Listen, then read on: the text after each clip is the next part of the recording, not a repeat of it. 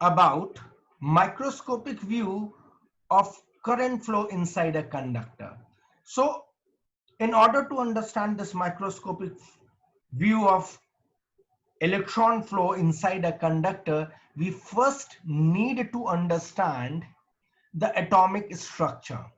Now, according to Niels Bohr, the Bohr proposed his atomic structure and he suggested that every atom has a central or a core part which contains neutrons and protons together, and around this nucleus electrons orbits in a circular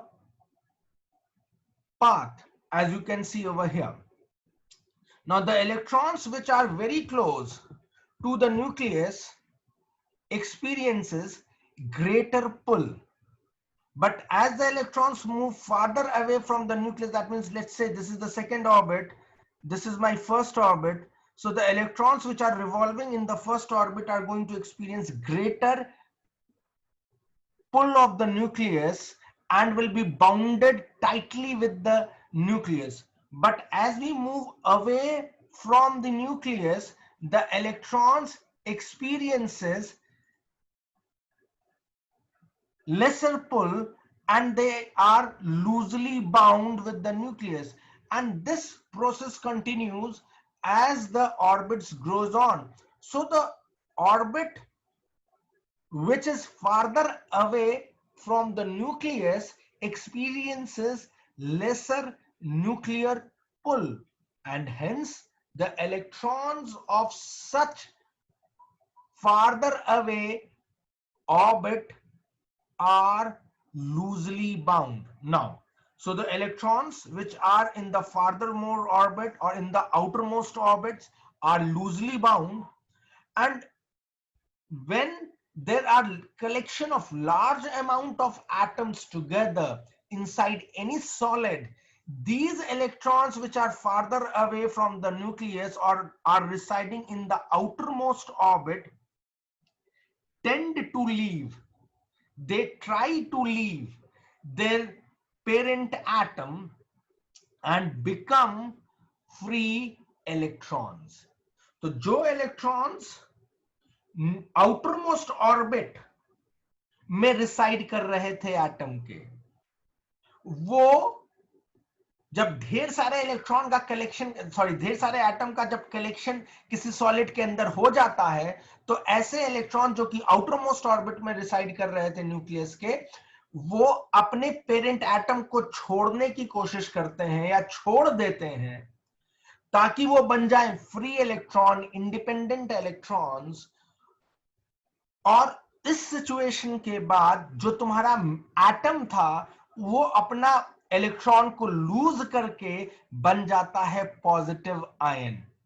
so that what happens when too many electrons are brought together inside any metallic conductor.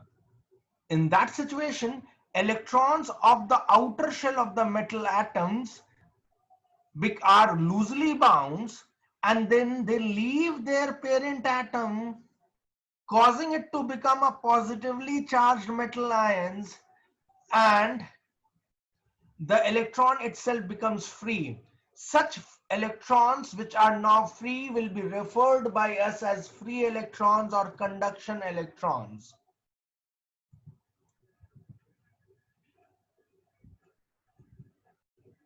Now, structure of metals now behave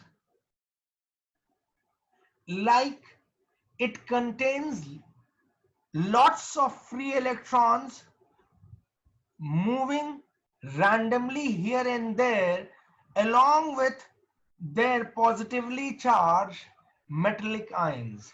तो अब जब आप microscope से उस metal के structure को देखेंगे या व्यू करेंगे तो आप पाएंगे कि इलेक्ट्रॉन्स या मेटल का स्ट्रक्चर के अंदर ढेर सारे इलेक्ट्रॉन्स रैंडमली मूव करने के लिए फ्री हैं। ये इलेक्ट्रॉन सारे के सारे रैंडमली मूव करने के लिए फ्री हैं, और इन इलेक्ट्रॉन्स के बीच में उनके पेरेंट एटम जिससे इलेक्ट्रॉन निकल गया था और अब बन गए थे वो आयंस, ये आयंस वाइब्रेट कर रहे हैं.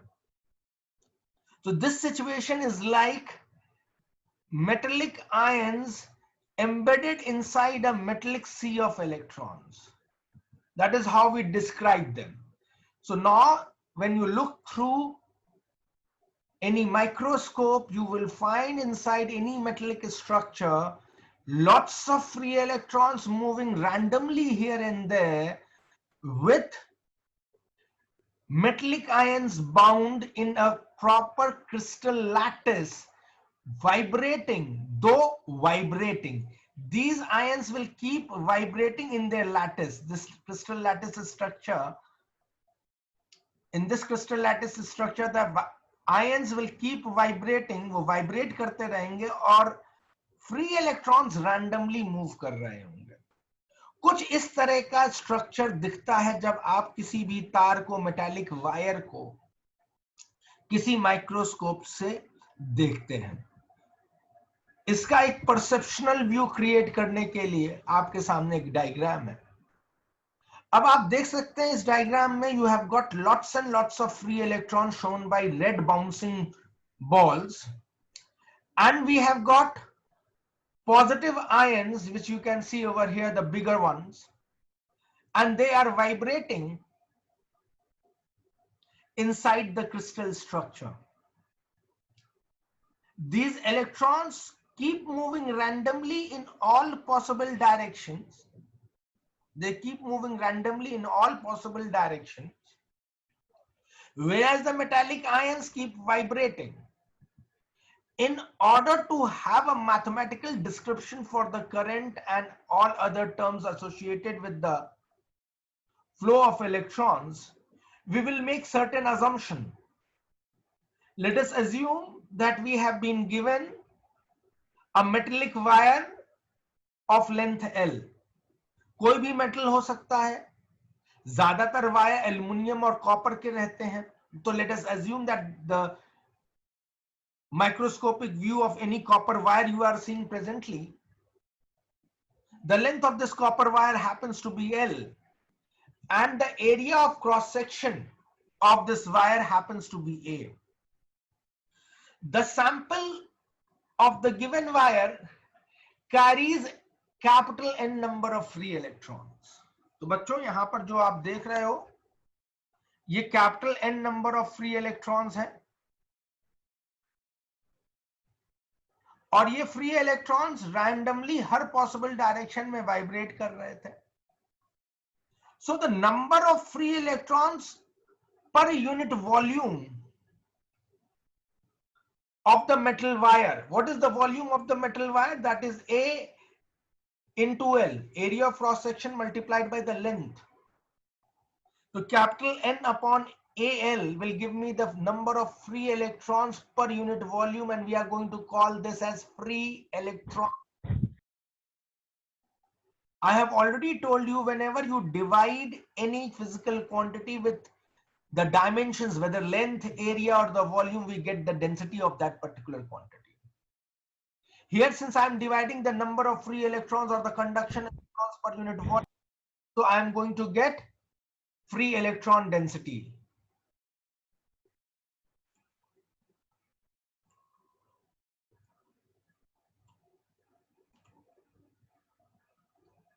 So small n indicates number of free electrons per unit volume, or simply free electron density.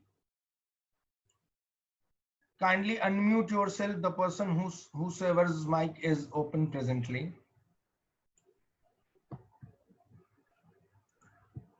If you wish to ask anything, please raise your hand and then I will ask you to unmute.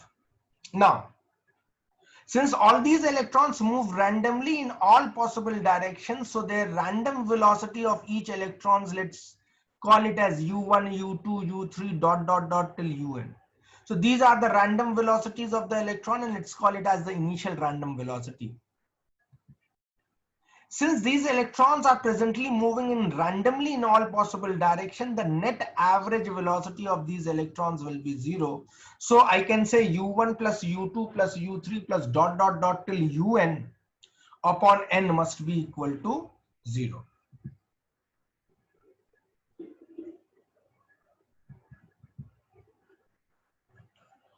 Now this random motion of the electrons will continue until and unless some potential difference is applied across the ends of the conductor. So the moment I start apply or I apply a battery source or create a potential difference across the ends of the conductor, the electrons keep moving randomly or in chaotic manner. But the moment I put some sort of power source or a battery or some potential difference across the ends of the conductor, you can now very well see the motion of these electrons is ordered. The electrons now begins to drift from one end of the conductor to the other end. The metallic ions still keep vibrating, but the electrons begin to drift from left end of my conductor towards the right end of the conductor.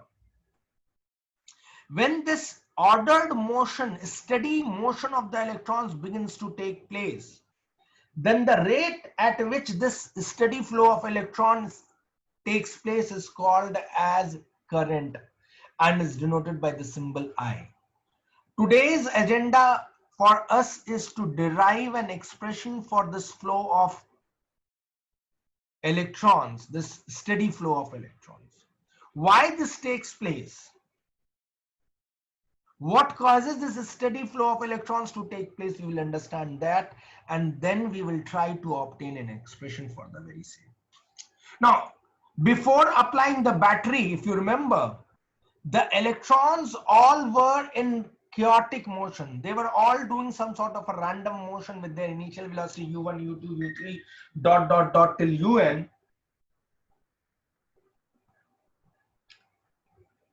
But the moment I applied the battery, I find the electrons to drift from one end of the conductor to another.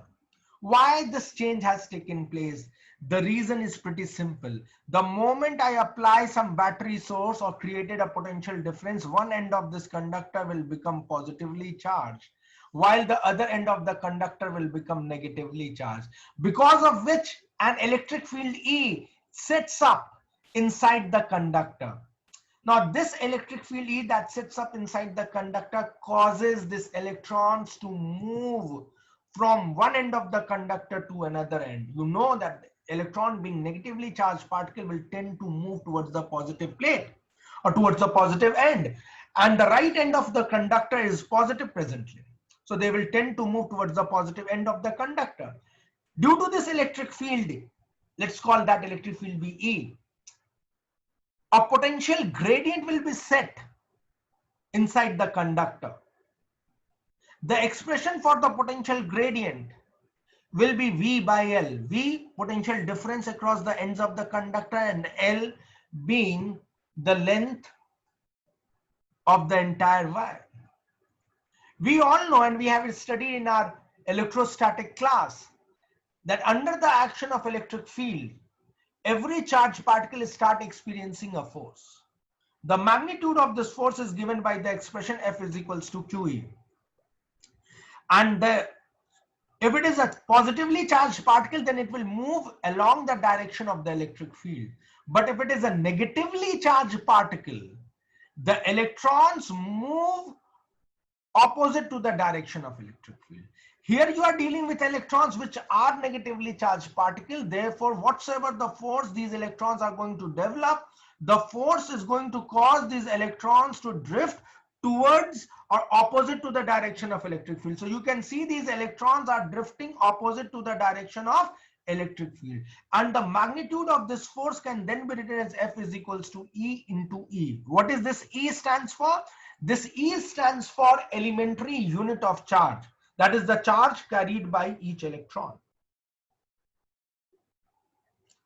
Now, in order to indicate the direction of flow, I have put over here a negative sign to tell you that this force is going to act opposite to the direction of the electric field. Whenever you are writing down any vector notation, I am repeating this since class 11 with you all. Whenever you are writing down any vector notation, remember friends, that the negative sign in the vector notation is used to indicate the opposite direction. So the moment I put this negative sign, it is there to tell you that this force is acting opposite to the direction of electric field. It has got nothing to deal with as a negative number. So take care about this particular fact. Now, under the action of this force, according to Newton's law, every force is going to cause an acceleration, and the acceleration experienced by the charge particle or any particle is always equal to the force per unit mass. Now, in एक कपड़ा में घोड़िया से लिया और table पे उसका भी गाड़ी चलाने लगी।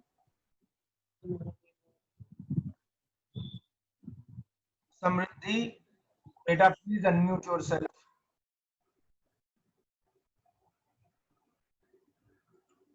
Now, according to Newton's laws of motion, second law of motion, acceleration can be written as force per unit mass. So the force that the charge particle experience in this particular example is minus E by m. So the acceleration vector comes out to be minus E by m.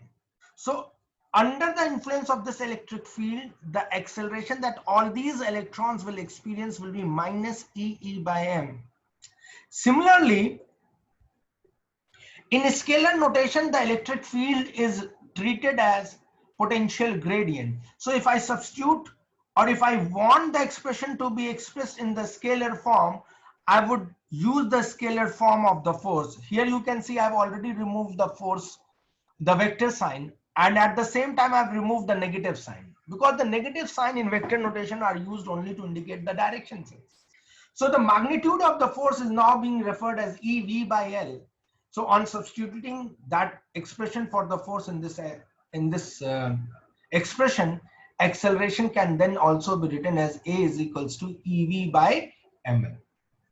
Now this is the net acceleration that all of these electrons are going to experience. And under the influence of this acceleration, the electrons will begin to drift from one end of the conductor to the other end of the conductor. In this particular example, since the positive end happens to be the right end, I have said that the electrons will drift from the left end to the right end. This acceleration acts only for a very short interval of time. Why? Because in between you will find number of ions to be located over there. So you can see there are ions. So these electrons will experience the acceleration only till that interval of time, till they do not go and collide with their respective metallic ion. Once the collision takes place, they will be bounced back in some other direction. So that's the reason why I have stated that these electrons experience acceleration for a very short interval of time, until they suffer any collision either with metallic ions or with each other. The average time interval during which the electrons of the conductors experiences an acceleration under the influence of external field, that average time interval is called as relaxation time. So kindly note the keywords of relaxation time. ज्यादातर बच्चों ये question आपके board classes में definition के form में पूछा जाता है. तो जो एवरेज टाइम इंटरवल है, average is important, just time interval won't do. The average time interval for which all the electrons present inside the, which electrons are we talking about? Free electrons, not bounded electrons. So the average time interval during which the free electrons or conduction electrons of the conductor experiences some acceleration That time is called as relaxation time.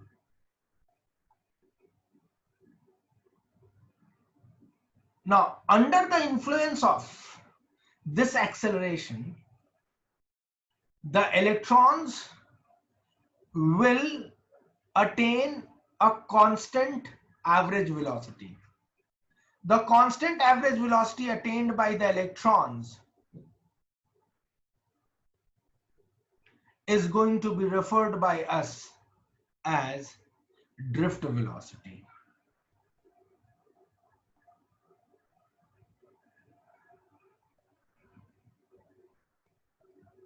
So what is the drift velocity? It happens to be the constant average velocity which a free electrons attains under the influence of external applied electric field.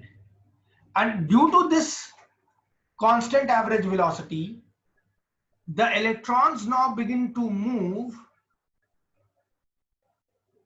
from one end of the conductor to the other end. And this drift velocity is written with the symbol Vd. Now, since the electrons are now started experiencing an acceleration A, under the influence of this acceleration, the initial velocity u1, u2 has changed now to v1, v2 and so on. So you can say that the velocity now acquired by the electrons will be v1 is equals to u1 plus a tau, v2 is equals to u2 plus a tau, v3 is equals to a3 plus a tau. Each electron will now be experiencing the same acceleration for same interval time because we have already taken the average of it.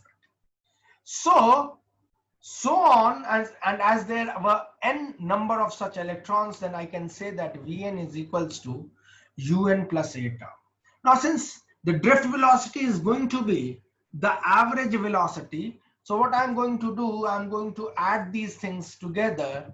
So I will get V1 plus V2 plus dot dot dot till Vn is equals to U1 plus U2 plus dot dot dot till Un, and a tau, how many times I'm adding them together? N times. So this will becomes N a tau. In order to take the average, what I'm going to do, I'm going to divide this entire thing by N. And the moment I divide it by N, I'm going to get an expression like this: V1 plus V2 plus dot dot dot till Vn divided by N is equals to U1 plus U2 plus dot dot till Un upon N plus N a tau. Now N a tau and N a tau over here will cancels off. And since all the electrons were moving randomly, so this value is already equal to 0. So, and this is the net average velocity now. So this net average velocity will be Vd is equals to 0 plus a tau. Substituting this value of a that we have already derived, I will get the expression for the drift velocity. Now in vector form, this drift velocity can be written as minus acceleration की जो average जो acceleration की जो आपके पास vector form में value है, we are going to substitute that, and the moment I substitute that particular value, I will be getting minus E by m into tau. So this will become the drift velocity of the electron in vector form. और इसी तरह से हम लोगों ने acceleration का एक scalar form भी निकाला था जहां पे E को V by L से replace कर दिया था.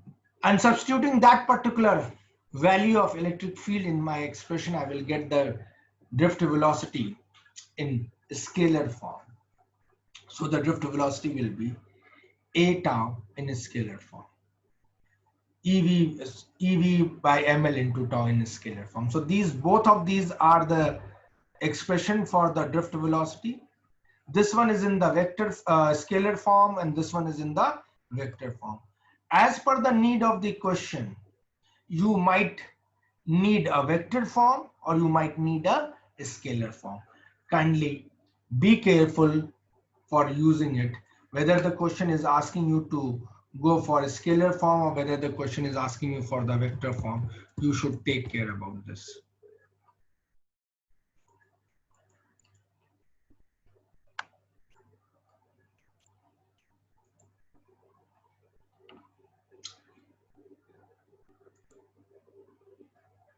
Shall I change the slide? Anyone can unmute and say yes or no if you all have noted, or any portion that has been left. Sir sir वो ये पूछ रहा था कि जो एक्सेलरेशन का जो डायरेक्शन है वो इलेक्ट्रिक फील्ड के अपोजिट डायरेक्शन में।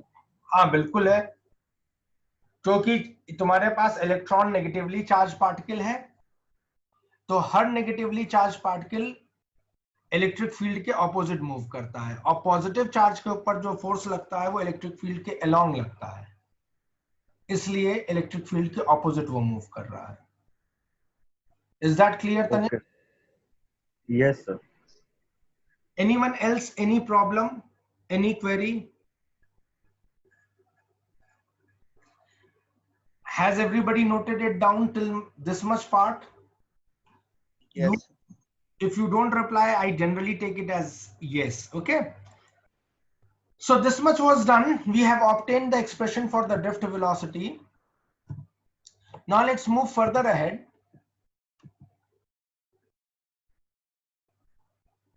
Electric current inside the conductor is set up whenever these electrons begins to move with the net average velocity, which was called as drift velocity.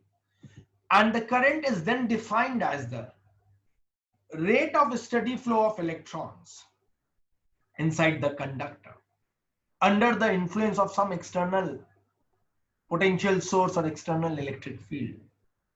And mathematical definition goes as I is equals to Q by T. Now Q, according to the quantization of charge, Q is equals to N times E. What is N? N happens to be any integral number, and E happens to be elementary unit of charge. So I can say I is equals to NE by T. Now N happens to be the number of free electrons available inside the given sample of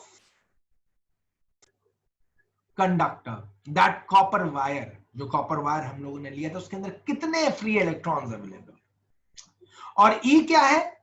E हमारे लिए elementary unit of charge है, जिसकी value है 1.6 into 10 to the power of -19।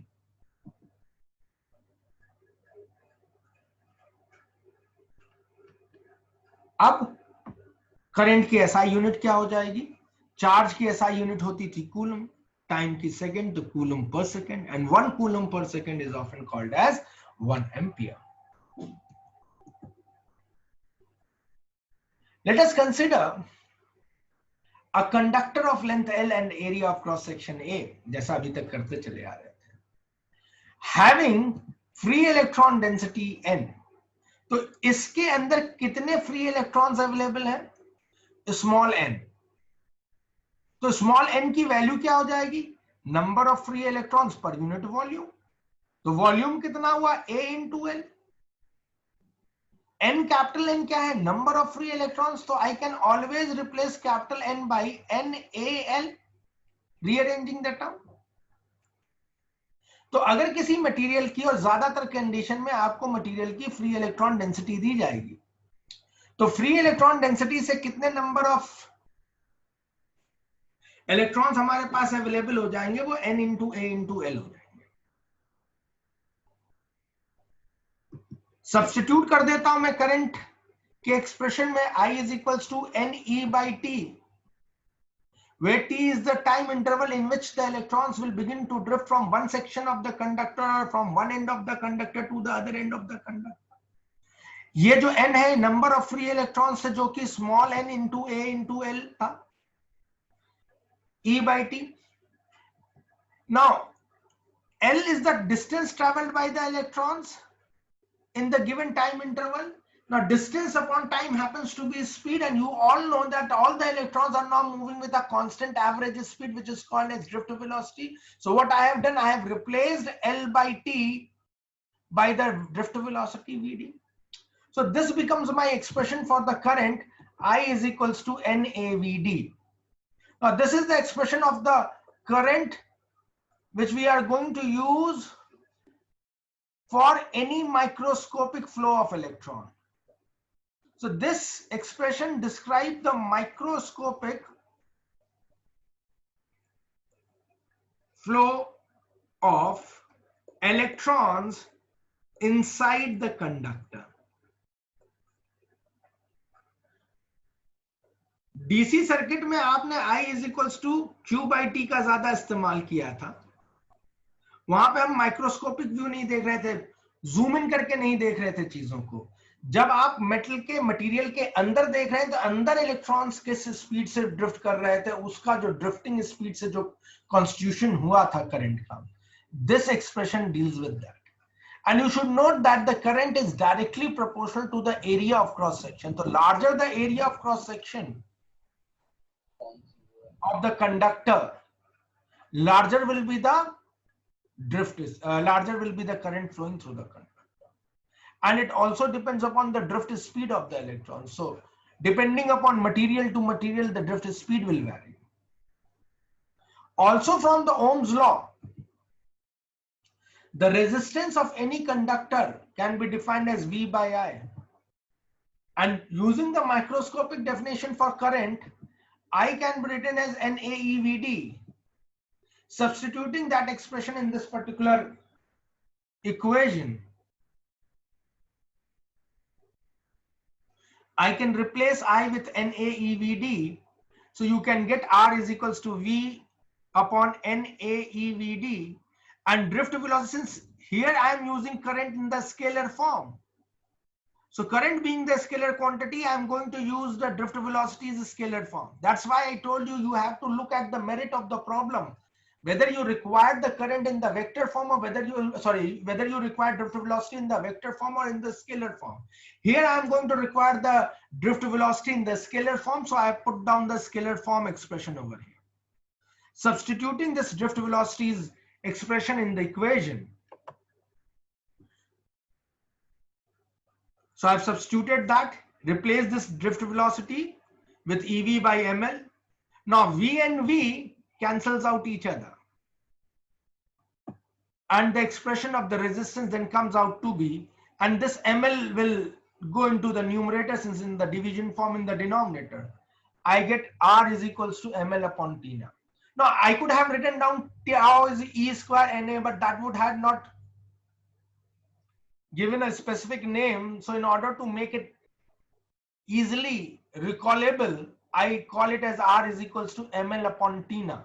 तो टीना एक नाम याद करने के लिए. तो रेजिस्टेंस का ये एक्सप्रेशन आ गया. SI unit of resistance is ohm. Now for any given conductor or material, m upon t is a constant quantity because m happens to be the mass of electrons. Tau happens to be the relaxation time. Once again, it depends upon material to material. E is universal constant and is known as elementary unit of charge. And small n happens to be free electron density, which again is a constant for a given specific material. Free electron density her material की अलग अलग होगी. अच्छे conductor का n ज्यादा होगा, खराब conductor का n कम होगा, लेकिन वो गिवन मटेरियल के लिए एक समान रहेगा. कॉपर के लिए n की वैल्यू नहीं बदलेगी. हाँ, कॉपर और सिल्वर को मैं अगर कंपेयर करने लगूंगा तो n बदल जाएगा. कॉपर का n कुछ और होगा, सिल्वर का n कुछ और होगा, गोल्ड का n कुछ और होगा. गोल्ड बहुत अच्छा कंडक्टर, उसमें फ्री इलेक्ट्रॉन ज्यादा होते हैं. सिल्वर उसके बाद तो उससे कम, कॉपर उसके बाद तो उससे कम, एल्युमिनियम और कम.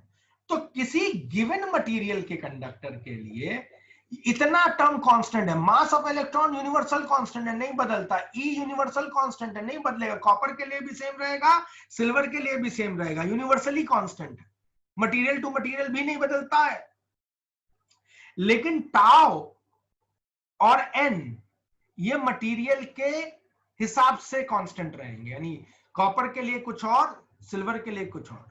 तो इसलिए मैंने लिखा कि फॉर एनी गिवन मटेरियल, अगर मटेरियल आपका डिफाइंड हो गया कि कॉपर का तार बनाना है, तो ये सारा हिस्सा कांस्टेंट है. और उस कंडीशन में आप रेजिस्टेंस जो लिख सकते हैं, आप इस कांस्टेंट के टर्म में लिख सकते हैं, R is equals to rho L by a. Class 10th में ये टर्म आपके सामने आता था. ये word rho is referred as specific resistance or resistivity of the material. जहां पर रो की वैल्यू क्या है, m upon t, और ये मटेरियल टू मटेरियल वैरी करेगा, लेकिन किसी दिए हुए मटेरियल के लिए हमेशा कांस्टेंट रहेगा। तो अगर मैं ज्योमेट्री को छोड़ दूं थोड़ी देर के लिए, तो R is equals to rho L by A. अब L और A उस मटेरियल की ज्योमेट्री के ऊपर डिपेंडेंट है, यानी अगर लेंथ कॉपर तार की लंबाई बदल दोगे तो रेजिस्टेंस बदल जाएगा। पतला छोटा लेंथ का रेजिस्टेंस, छोटे लेंथ का कॉपर वायर का रेजिस्टेंस कम होगा, बड़े लेंथ का ज्यादा होगा। और ठीक इसी तरह से एरिया ऑफ क्रॉस सेक्शन भी रेजिस्टेंस को इन्फ्लुएंस करेगा। Larger the area of cross section, smaller the resistance. तो अगर कम रेजिस्टेंस चाहिए तो एरिया ऑफ क्रॉस सेक्शन को बढ़ा दीजिए। रेसिप्रोकल, लास्ट स्लाइड पे आ गए हैं हम लोग, इसके बाद मैं क्लास को एंड करूंगा। The reciprocal of resistance is called as conductance, and it measures the ease with which the current flows and is denoted by the symbol G. G is equals to 1 by R. SI unit 1 upon ohm inverse, and 1 upon ohm inverse is called as Siemens. पहले मो भी कहलाता था, लेकिन अब मो हटाया जा चुका है, सो प्लीज पुरानी बुक्स में आपको मो मिल जाएगा, लेकिन अब जो नई यूनिट चलती है उसकी सीमेंस चलती है। Reciprocal of resistance was conductance. Similarly, reciprocal of resistivity is conductivity or specific conductance, sigma. So sigma is equals to 1 upon rho. Once again, both measures the ability of current to flow inside any conductor. Now you have already studied rho was m upon t, so eventually sigma will be reciprocal of rho, and that becomes t by m. SI unit will be Siemens per meter, because per ohm, per meter and per ohm was called as Siemens. So this was all for today, students. I believe you all have taken note of everything. So here I am going to end the meeting. Yes, Kushag, do you want to ask anything? Sir last वाली slide फिर से एक बार दिखा दीजिए। लगा दे रहा हूं बेटा।